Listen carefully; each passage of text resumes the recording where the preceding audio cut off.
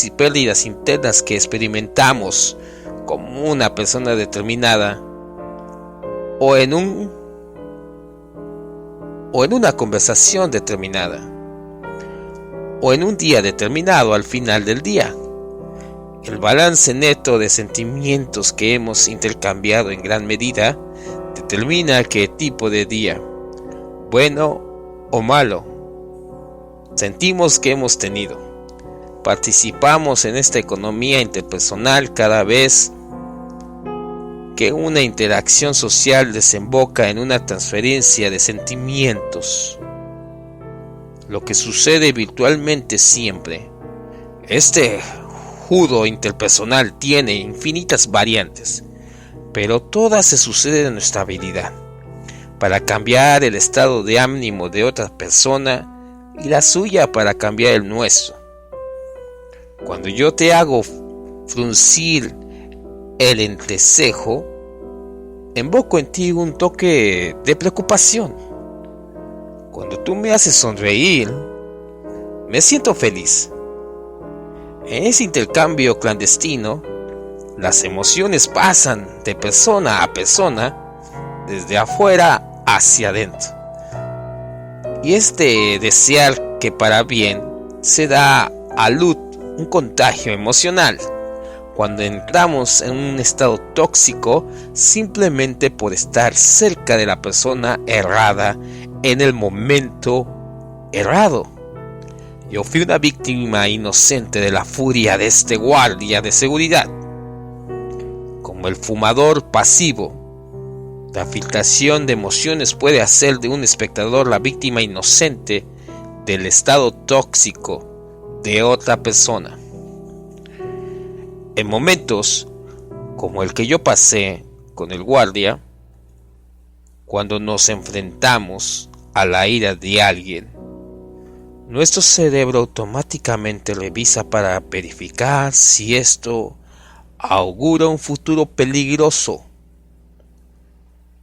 La hipervigilancia resultante es dirigida fundamentalmente por la amígdala, una zona en forma de almendra en el cerebro medio que es detonante para respuesta de lucha, huida, congelamiento ante el peligro. De toda la gama de sentimientos, el miedo es el que despierta más poderosamente la amígdala. Una nota: no confundir la amígdala aquí descrita con la amígdala, que esta es la garganta N del T. Esta es una pequeña nota. Cuando la alarma lo impulsa, el amplio sistema de circuitos de la amígdala comanda puntos clave en todo el cerebro, guiando nuestros pensamientos, atención y percepción hacia lo que fuere que nos ha provocado miedo. Instintivamente nos volvemos más atentos a los rostros de las personas que nos rodean, cuando buscando sonrisas o seños que nos den un sentido mejor de cómo interpretar las señales de peligro o que pudieran indicar las intenciones de alguien. Esta vigilancia intensificada, que es impulsada por la amígdala, aumenta nuestra alerta a pistas emocionales en los otros. Ese foco intensificado, a su vez, evoca más poderosamente los sentimientos de los demás en nosotros, lubricando el contagio. Así es que nuestros momentos de temor aumentan nuestra susceptibilidad a las emociones de otra persona. En términos generales, la amígdala actúa como un radar para el cerebro llamado la atención, a lo que fuere que sea nuevo, que nos llame la atención o que veamos como importante y que merezca que aprendamos más al respecto. La amígdala opera el primer sistema de advertencia del cerebro, examinando todo lo que sucede, siempre vigilante, a la espera de hechos emocionalmente relevantes, en especial amenazas en potencia. Si bien el papel de la amígdala como centinela y detonante ante situaciones de peligro e historia antigua, para la neurociencia, lo que se ha descubierto recientemente es su papel social como parte de una serie de sistemas nerviosos distribuidos para el contagio emocional.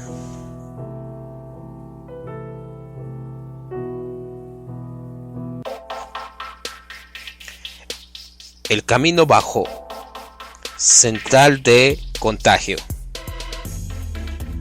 Un hombre a quien los médicos llamaban paciente X sufrió 2 ataques que le destruyeron las conexiones entre los ojos y el resto del sistema cerebral para la visión en la corteza visual. Aunque los ojos podían recibir las señales, el cerebro no podía descifrarlas, ni siquiera registrar su llegada. El paciente X estaba completamente ciego, o eso parecía. En pruebas en las que se mostraron el paciente X diversas formas, tales como circuitos cuadrados o fotos de rostros de hombres y mujeres, él no tenía idea de lo que sus ojos estaban mirando. Sin embargo, cuando se le mostraron fotos de personas con expresiones airadas o felices, de pronto pudo adivinar las emociones expresadas en un porcentaje mayor al que podría resultar la casualidad. Pero, ¿cómo? Las tomografías cerebrales tomadas al paciente X mientras adivinaba los sentimientos revelaron una alternativa a los senderos usuales de visión, que van del ojo al tálamo, donde todos los sentimientos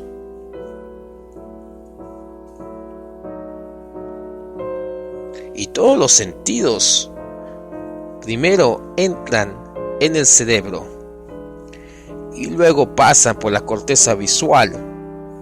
La segunda ruta envía información directamente desde el tálamo a la amígdala. El cerebro tiene 2, derecha e izquierda. Entonces la amígdala extrae el significado emocional de los mensajes no verbales, ya sea su entrecejo fruncido, un subido cambio de postura, una alteración en el tono de voz, incluso microsegundos antes de que sepamos lo que estamos admirando. Aunque la amígdala tiene una sensibilidad exquisita para tales mensajes, su cableado no proporciona un acceso directo a los centros de habla. En ese sentido, la amígdala es literalmente muda. Cuando registramos un sentimiento, hay señales de nuestros circuitos cerebrales que, en lugar de alterar las áreas verbales, donde las palabras pueden expresar lo que conocemos, imitan esta emoción en nuestros cuerpos. De modo que el paciente X no veía las emociones en los rostros, sino las que sentía. Sí, así como lo escuchas. Así que el paciente X no veía las emociones en los rostros, sino que las sentía. Un estado llamado visión ciega afectiva. En cerebros intactos, la amígdala usa este mismo sendero para leer el aspecto emocional de lo que fuere que percibemos: felicidad en el tono de voz de alguien, un dejo de ira alrededor de los ojos o una postura de sombría derrota, y luego procesa esa información sublimemente por debajo del enlace de la conciencia alerta. Esta forma conciencia reflexiva e inconsciente marca más esa emoción, reparando el mismo sentimiento en nosotros mismos, o una reacción a sentimientos como, por ejemplo, miedo al ver ira, un mecanismo clave para contagiarnos un sentimiento de otra persona. El hecho de que detonemos cualquier emoción en nosotros o en otros, o ellos en nosotros, testifica el poderoso mecanismo por el cual los sentimientos de una persona se extienden a otra. Estos contagios son la transición central en la economía emocional, el dar y recibir de sentimientos que acompaña cualquier encuentro humano que tengamos, sin importar cuál es el asunto concreto que nos ocupe. Consideremos, por ejemplo, un cajero en el supermercado del barrio, cuya charla animada contagia a cada uno de los clientes, siempre hace reír a la gente, hasta los más tristes salen sonriendo, alegres. Las personas como ese cajero actúan como el equivalente emocional de las Zeitgebers, esas fuerzas de la naturaleza que incorporan nuestros ritmos biológicos a propio ritmo. Contagios de este tipo pueden suceder con muchas personas al mismo tiempo, como cuando un público lagrimea en una escena trágica de una película, o sutilmente cuando el tono de una reunión se tensa. Aunque podamos percibir las consecuencias visibles de este contagio, no prestamos atención a cómo se esparcen las emociones. El contagio emocional ejemplifica lo que podemos llamar el camino bajo. El cerebro es funcionamiento. El camino bajo es un sistema de circuitos que funciona por debajo de nuestra conciencia, automáticamente, sin esfuerzos y en una gran velocidad. Casi todo lo que hacemos parece estar manejado por inmensas redes nerviosas que operan por vía del camino bajo, en especial nuestra vida emocional. Cuando nos atrae un rostro atractivo o percibimos el sarcasmo en un comentario, debemos agradecerle al camino bajo. El camino alto, por el contrario, pasa por sistemas nerviosos que trabajan más metódicamente y paso a paso.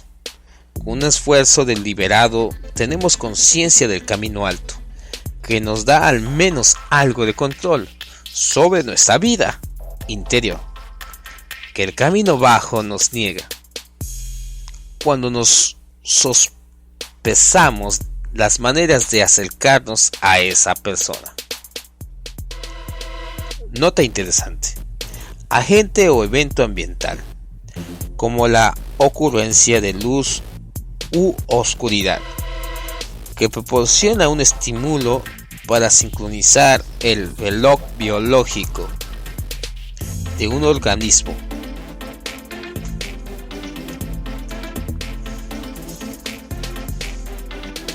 Atractiva, o buscamos una réplica adecuada del sarcasmo, tomamos el camino alto. Podemos ver el camino bajo como húmedo, destilado emoción, mientras el camino alto es relativamente seco, fríamente racional. En el camino bajo circulan sentimientos de arrojo vivo. El camino alto opera, en cambio, con un entendimiento considerado de lo que está sucediendo. El camino bajo nos permite sentir inmediatamente algo en relación con otra persona. El camino alto puede pensar sobre lo que sentimos. Normalmente se entrelazan sin costuras. Nuestras vidas sociales están gobernadas por la intención de dos modos: ver, aprender.